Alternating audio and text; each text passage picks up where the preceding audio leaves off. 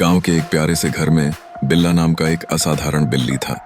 हर सुबह जब सूरज की पहली किरणें उसके घर की छत पर पड़ती, वह वहां धूप सेंकने के लिए बैठ जाता।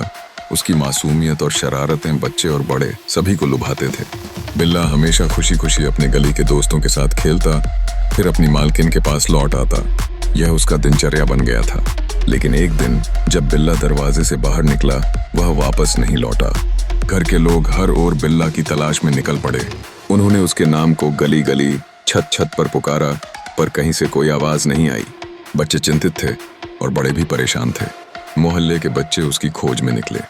एक ने कहा, मैंने बिल्ला स्टेशन के पास देखा।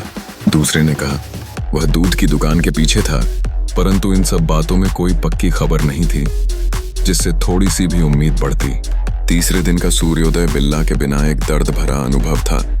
उसके खाने की थाली वैसी की वैसी पड़ी हुई थी और उसकी प्यारी झपकी लेने की जगह अब सुनसान सिफ्त कर रही थी।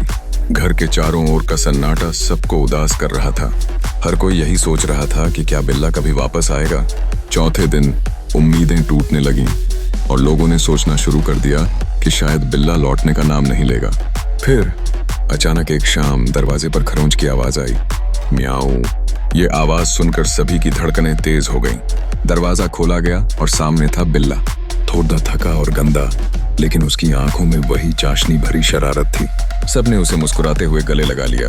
बिल्ला सीधे अपनी पसंदीदा जगह पर जाकर लेट गया, जैसे कह रहा हो, मैं वापस आ गया हूँ और मेरे पास अविस्मरणीय सफर की कहानी है। किसी और गांव में जाने के बाद बिल्ला ने वहां नए दोस्त बनाए, कई नए भोजन खोजे, लेकिन आखिरकार अपने घर की खुशबू ने उसे वापस खींच लिया। इस घटना से गांव के सभी लोगों ने सीखा कि सच्चे घर की खुशबू कभी नहीं भूलती, चाहे वह बिल्ला हो या कोई इंसान।